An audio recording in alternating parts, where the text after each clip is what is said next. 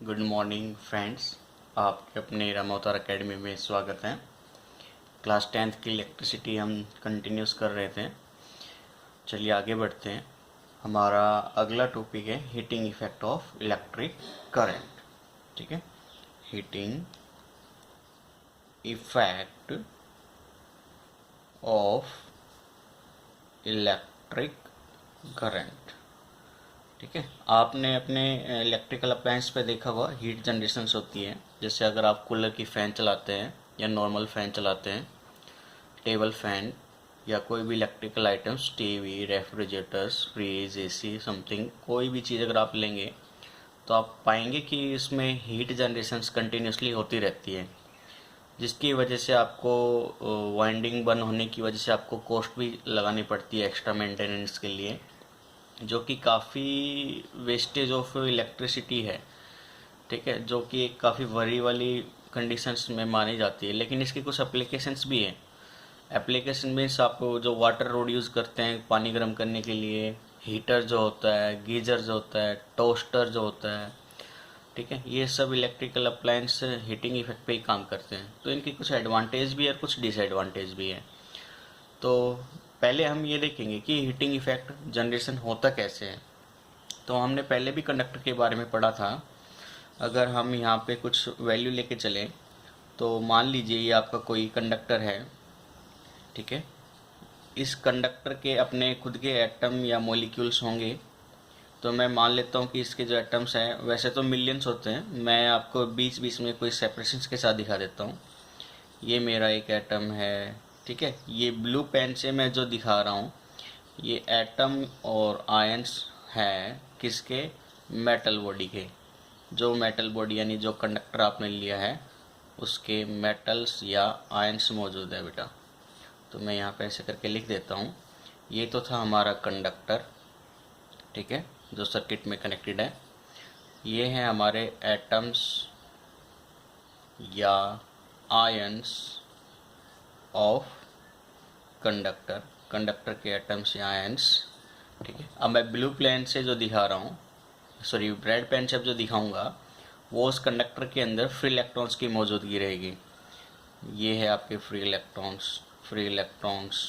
ठीक है, ये आपके कंडक्टर के फ्री इलेक्ट्रॉन्स मौजूद हैं।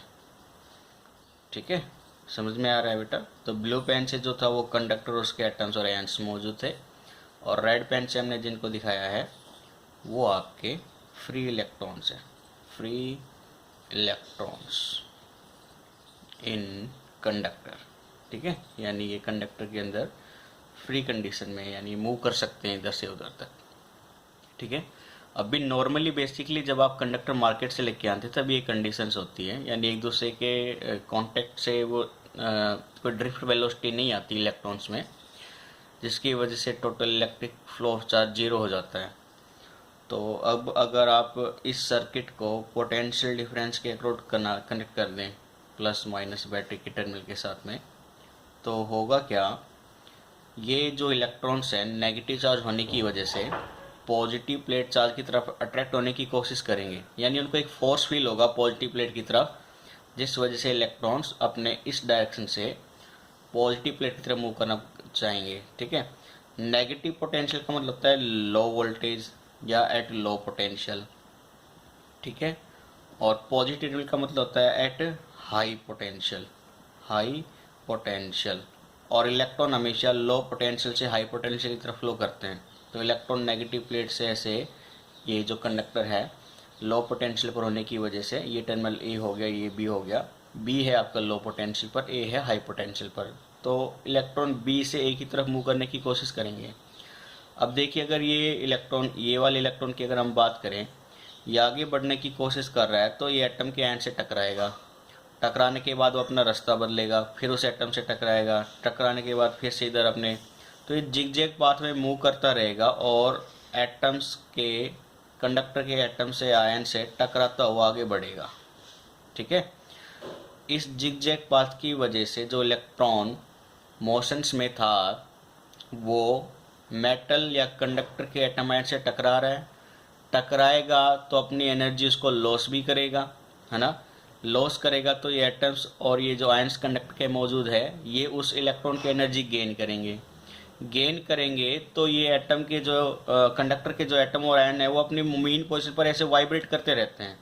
ठीक है, ये एक दूसरे से वाइब्रेट करेंगे। अब कोई भी चीज़ वाइब्रेशंस करेगी तो हीट एनर्जी तो आएगी, क्योंकि जब वो वाइब्रेशंस करेगा तो एक दूसरे से ऐसे टकराएगा भी, टकराने की वजह से हमेशा हीट एनर्जी जनरेट होती है। यानी एक पोटेंशियल डिफरेंट की क्रिएट होने की वजह से फ्री इलेक्ट्रॉन्स जिगजैग पाथ से आगे बढ़ रहा है, लेकिन स्मूथली ना होने की वजह से वो कंडक्टर के एटम और आयन से टकराएगा। उनके टकराने के साथ ही एटम और आयन जो है कंडक्टर के वो अपनी मेन पोजीशन पर वाइब्रेट करेंगे तो एक दूसरे से और टकराएंगे, जिसकी वजह से हीट एनर्जी जनरेट होती है।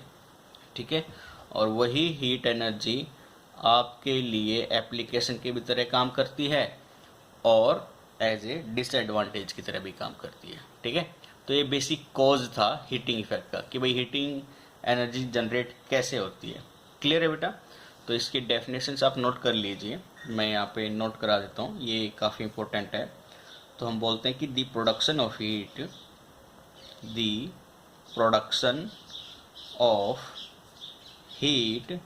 इन ए register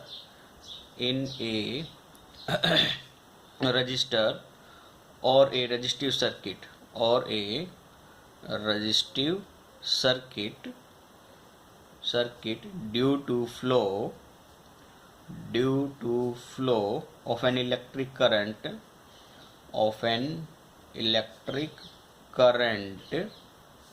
through it is called the heating effect. The heating effect of electric current. ठीक है, तो इलेक्ट्रिक करंट के फ्लो होने की वजह से जो हीटिंग इफेक्ट जनरेट होता है उसी को हम प्रोडक्शन ऑफ हीट बोलते हैं उस रजिस्टर का। ठीक है, तो ये काफ़ी इंपॉर्टेंट है, इसमें आपको कोई डाउट नहीं होना चाहिए, ये बेसिक कंसेप्ट है आपके लिए। अब हम एक्सप्रेशंस देंगे हीट एनर्जी का, जो एग्ज़ाम में आपके पूछा जाता है कि हीट एनर्जी का एक्सप्रेशंस लिख कर बताइए हमें। तो हम यहाँ पे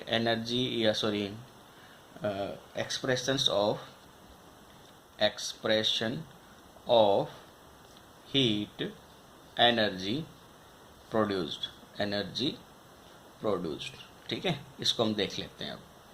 तो इसके लिए बेसिकली मैंने कोई सर्किट मान ली, सर्किट का कोई रेजिस्टेंस मान लीजिए R है, ये आपका रजिस्टर है R। इसके अक्रॉस पोटेंशियल मेजर करने के लिए मैंने एक वोल्टमीटर को भी कनेक्ट किया हुआ है। ठीक है, दूसरा इस सर्किट में करंट को मेजर करने के लिए एक एमीटर भी यूज़ कर लिया हमने। ठीक है, और एक बैटरी पोटेंशियल्स कोई भी अप्लाई किया गया है, साथ ही एक स्विच के भी ले लिया हमने। ठीक है, ये आपकी कंप्लीट सर्किट हो गई है। और सर्किट में से करंट कितना फ्लो कर रहा है बेटा? I। ठीक है, अभी कुछ दिन पहले ही हमने स्टार्टिंग में पढ़ा था कि पोटेंशियल डिफरेंस V होता है work done to get a charge from one point to another point. यानी अगर इस सर्किट में टोटल क्या वो चार्ज मूव कर रहे हैं तो उसमें पोटेंशियल डिफरेंस क्या होगा, उस चार्ज को कंप्लीट सर्किट में मूव कराने के लिए जो वर्क डन हुआ है वो।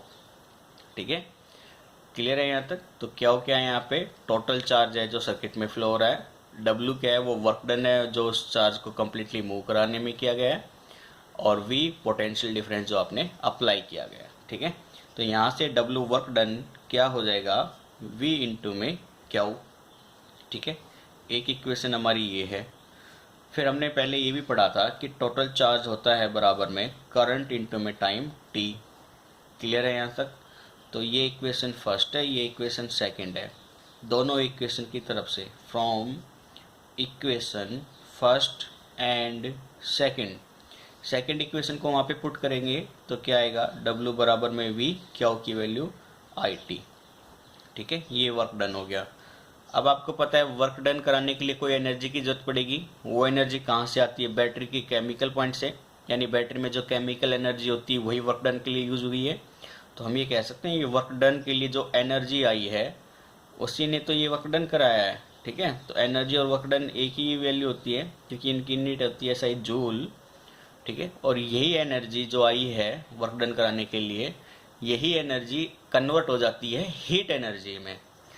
तो उस हीट एनर्जी को हम H से दिखाएंगे, ठीक है। तो H क्या है? आपकी हीट एनर्जी जो डेवलप हुई है कंडक्टर के अंदर।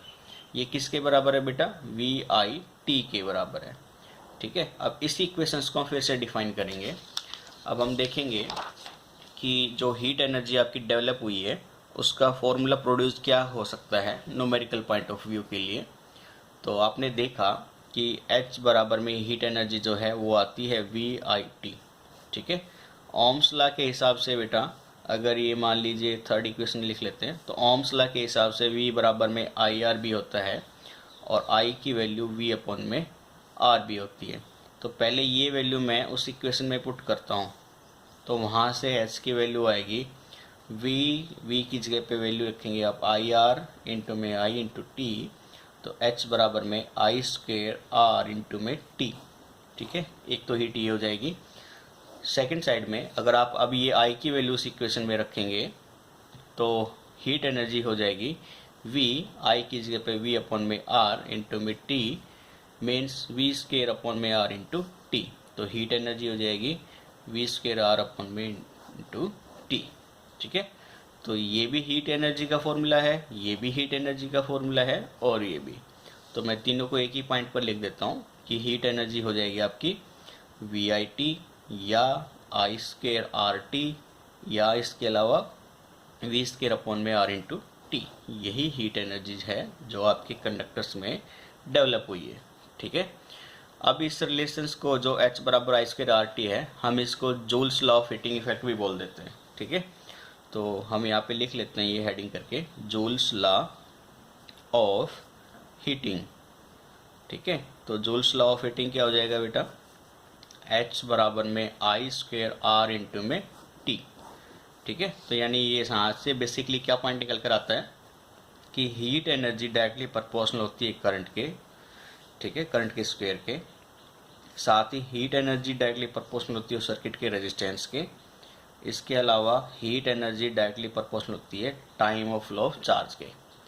यानी जितना मैक्सिमम करंट फ्लो होता रहेगा उसका स्क्वायर की वैल्यू के बराबर उसमें हीट एनर्जी भी प्रोवाइड होती रहेगी। यानी जितना ज़्यादा करंट फ्लो हो रहा है उतना ही ज़्यादा हीट एनर्जी भी जनरेट हो रही है। दूसरा, सर्किट का रेजिस्टेंस अगर इंक्रीज है या बढ़ता जा रहा है तो हीट एनर्जी भी बढ़ेगी, ठीक है। और अगर टाइम पीरियड यानी आप किसी डिवाइस को मैक्सिमम टाइम के लिए यूज़ कर रहे हैं तो भी हीट एनर्जी जनरेट होती है। ये तीनों पॉइंट्स आपको पहले भी मालूम है प्रैक्टिकली में, ठीक है। ये था हमारा joules law of heating.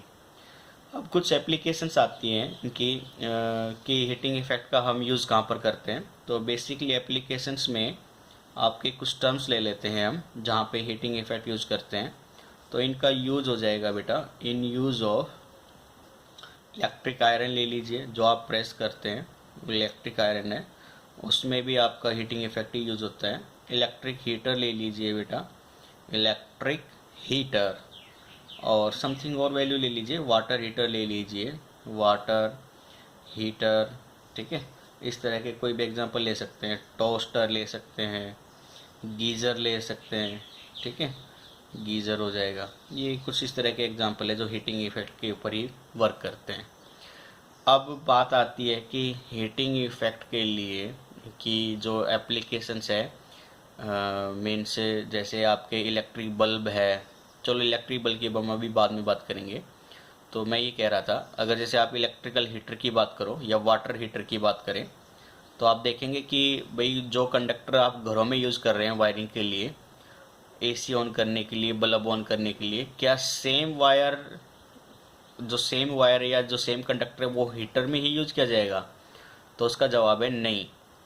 Heating effect के लिए स्पेशल टाइप के मेटल्स एलॉय यूज किए जाते हैं जिनका रेजिस्टेंस मैक्सिमम होता है, ठीक है। नॉर्मल कंडक्टर की बजाय उनका रेजिस्टेंस क्या होता है? मैक्सिमम होता है। तो ऐसी जो बेसिकली जो वायर है जो हम मोस्टली यूज़ करते हैं वो वायर है आपकी नाइक्रोम, ठीक है। तो नाइक्रोम ज़्यादा इम्पोर्टेंट है एग्जाम पॉइंट ऑफ व्यू से। इसके अलावा अगर आपको और भी एग्जांपल लेने चाहें तो नाइक्रोम के अलावा क्रोमियम है इसका भी यूज़ किया जाता है क्रोमियम, और एक कॉन्स्टेंटन इसका भी यूज़ करते हैं। तो इम्पोर्टेंट है एग्जाम पॉइंट ऑफ व्यू से नाइक्रोम। तो आपसे ये पूछेंगे कि वाटर हीटर या हीटिंग एप्लीकेशंस के लिए जो वायरिंग यूज़ की जाती है वो किस एलॉय की बनी होती है, उसका नाम क्या है? तो क्या है? नाइक्रोम। ठीक है, क्योंकि इसका रेजिस्टेंस बहुत ज़्यादा होता है इसलिए हीटिंग इफेक्ट इजीली निकलेगा। और रेजिस्टेंस का मतलब क्या है? Opposition offered to the flow of charge. जो चार्ज फ्लो हो रहा है उसमें जो अपोजिशन क्रिएट होगा उसी को हम रेजिस्टेंस बोलते हैं। ठीक है। Second thing, electric bulb. ठीक है, इसके बारे में थोड़ा सा सुन लीजिए। इसमें एक पॉइंट है आपका इलेक्ट्रिक बल्ब। इलेक्ट्रिक बल्ब में भी हीटिंग इफेक्ट का यूज किया जाता है। यानी आप यहाँ से देखेंगे कि हीटिंग इफेक्ट आपका सिर्फ ये वाटर वगैरह इनको यूज़ करने के लिए नहीं है, गर्म करने के लिए, ये एज ए लाइट भी जनरेट होती है। ठीक है, यानी यहाँ से अगर आप पॉइंट नोट करेंगे तो आप ये लिख सकते हैं कि हीटिंग इफेक्ट जनरेट हो सकता है या जनरेट कर सकता है लाइट एनर्जी को। ठीक है, जैसे कि बल्ब में जो आपका एलिमेंट यूज किया जाता है वो होता है टंगस्टन, और टंगस्टन का टेम्परेचर कितना होता है? 3380 डिग्री सेंटीग्रेड। ये मेल्टिंग पॉइंट है उसका बेटा। इतने टेम्परेचर तक वो हीट एनर्जी को लाइट एनर्जी में कन्वर्ट करेगा। तो इलेक्ट्रिक बल्ब में ऐसी क्या चीज़ होती है जो लाइट एनर्जी में कन्वर्ट करता है हीट एनर्जी को? तो वो एलिमेंट है आपका टंगस्टन, और जिसका मेल्टिंग पॉइंट है 3380 डिग्री सेंटीग्रेड। ठीक है। दूसरा, आपको ये पॉइंट याद रखना है कि जो बल्ब वगैरह होता है उनमें कुछ गैसेस का यूज़ किया जाता है। नाइट्रोजन, आपने देखा होगा बल्ब फूटने पर आवाज़ भी आती है, तो वो आवाज़ इन गैस की होती है, नाइट्रोजन या आर्गन की। इन गैसेस का यूज़ किया जाता है। इन गैसेस का यूज़ करने का मतलब ये है कि जो बल्ब में फिलामेंट यूज़ करेंगे आप, उसका ऑक्सीडेशन ना हो, मीन्स इस टंगस्टन का ऑक्सीडेशन ना हो, क्योंकि अगर ऑक्सीडेशन हो गया तो वो टंगस्टन फायर भी कैच कर सकता है, मीन्स वो आग पकड़ सकता है। इतने टेम्परेचर पर पहुंचने से पहले ही हो सकता है वो 500 डिग्री सेंटीग्रेड तक तब टेम्परेचर पहुंचते ही वो आग पकड़ ले, यानी वो बल्ब आपका बर्न आउट हो जाएगा। ठीक है, तो नाइट्रोजन और आर्गन गैस का बेसिकली किस लिए यूज किया जाता है बल्ब के अंदर? ठीक है, टू अवॉइड ऑक्सीडेशंस। तो मैं यहाँ पे लिख देता हूँ, to avoid oxidation of filament.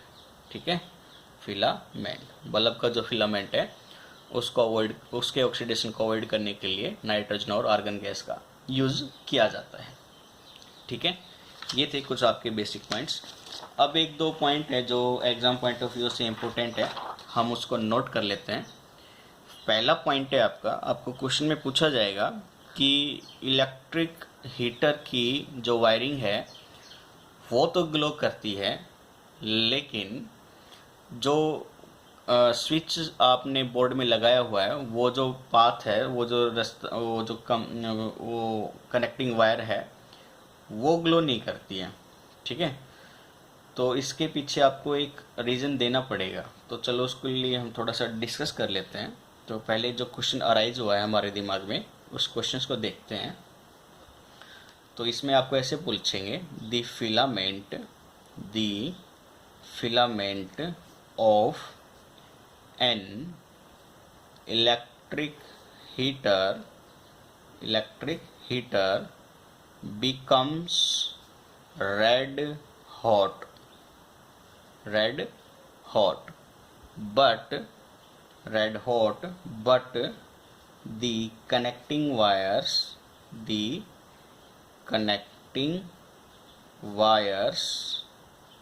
are not heated much।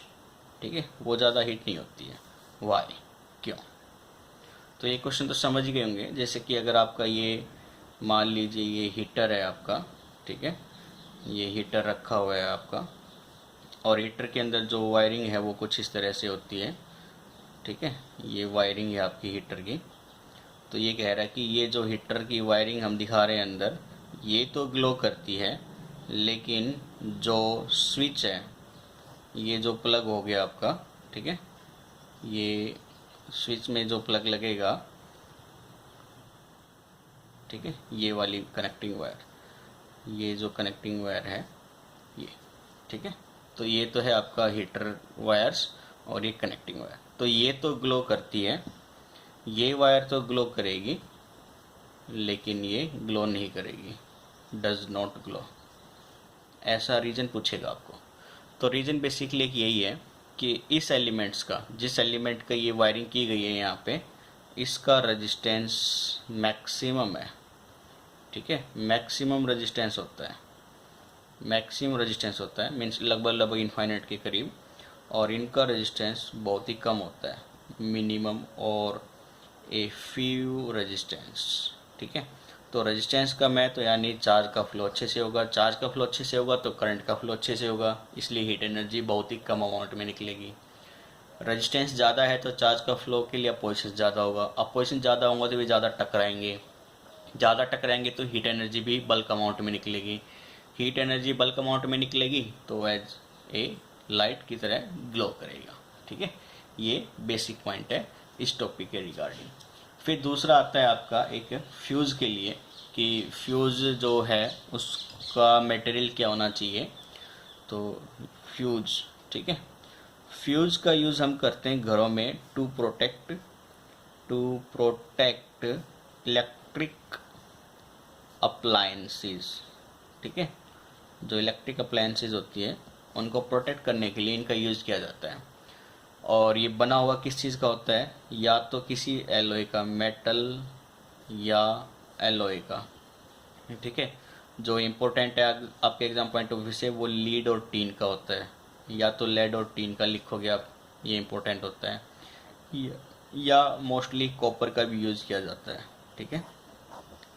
तो लेड और टीन ज़्यादा इम्पोर्टेंट है, तो लेड या टीन का भी बना होता है और कॉपर के भी बने होते हैं।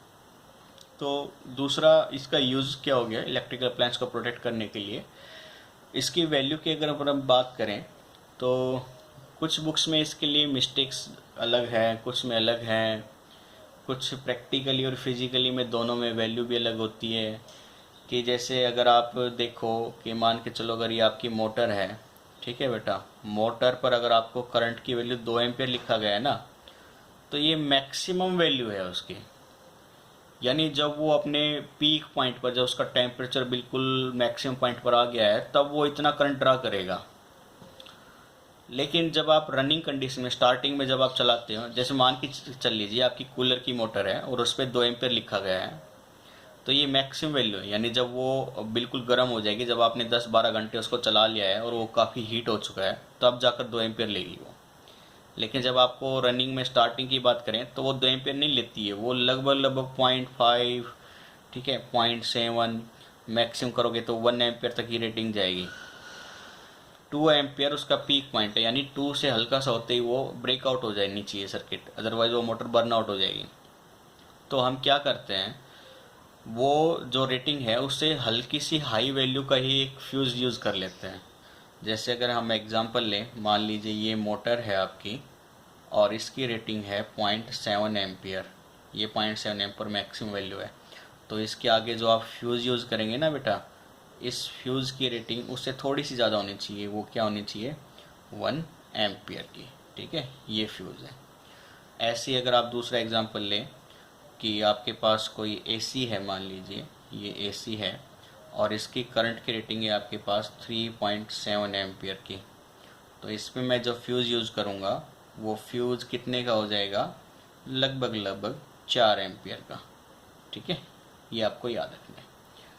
क्लियर है यहाँ तक, ठीक है, कोई डाउट नहीं होना चाहिए। और एसआई यूनिट ऑफ हीट आपको पता ही है, जो वर्क डन की है वही एसआई यूनिट ऑफ हीट, ये भी क्या होती है, जूल, ठीक है, जो वर्क डन की यूनिट थी वही इसी की यूनिट है, ठीक है। तो ये कुछ इंपॉर्टेंट पॉइंट्स थे, तो जो काफ़ी इम्पोर्टेंट है। और अगर लिमिटेशंस के बारे में आपको पूछा जाए तो लिमिटेशंस तो आपको पता ही है, इंक्रीज कॉस्ट ऑफ मेंटेनेंस, यानी लिमिटेशन ये हो गई कि इसकी वजह से मेंटेनेंस का कॉस्ट बढ़ जाता है। आप देखते हो कूलर की मोटर हर सीज़न में लगभग आपको नई बनवा कर लानी पड़ती है, वो जल जाती है तो आप उसकी वाइंडिंग दोबारा से कराते हैं। उसका पीछे बेसिक रीज़न ये है कि हीटिंग इफेक्ट हो रहा था, इसलिए मोटर बर्न आउट हुई है। तो आपका मेंटेनेंस हर बार बढ़ रहा है, ठीक है। तो ये सबसे ज़्यादा लिमिटेशन है इसकी, इम्पोर्टेंट है, ठीक है। तो ये आज के लिए हम हीटिंग इफेक्ट ही रखेंगे। कल लगभग थियोरटिकल पार्ट आपका इस इलेक्ट्रिसिटी पार्ट का कंप्लीट कर लेंगे, और फिर मैंने कुछ 15-20 क्वेश्चंस आपके ऑलरेडी क्वेश्चन पेपर से उठाए हैं, सीबीएसई बोर्ड के और स्टेट बोर्ड के अगर हैं तो वहाँ से भी देख लेंगे हम। तो उसके भी क्वेश्चन करेंगे। हार्डली 2 से 3 दिन में ही आपका इलेक्ट्रिसिटी वाला चैप्टर कंप्लीट हो जाएगा, ठीक है। कोई डाउट आता है तो हमें ज़रूर बताइए, कमेंट बॉक्स में लिखिए। और आपका ही चैनल है, आपको ज़्यादा से ज़्यादा लोगों को शेयर भी करना है, सब्सक्राइब भी करना है, और वीडियो को बताना भी है। कोई कन्फ्यूजन हो तो ज़रूर डिस्कस करना है, ठीक है। तो आज के लिए हम इतना ही रखते हैं, बाकी का कल करेंगे, ठीक है बेटा। Okay, take care, bye bye.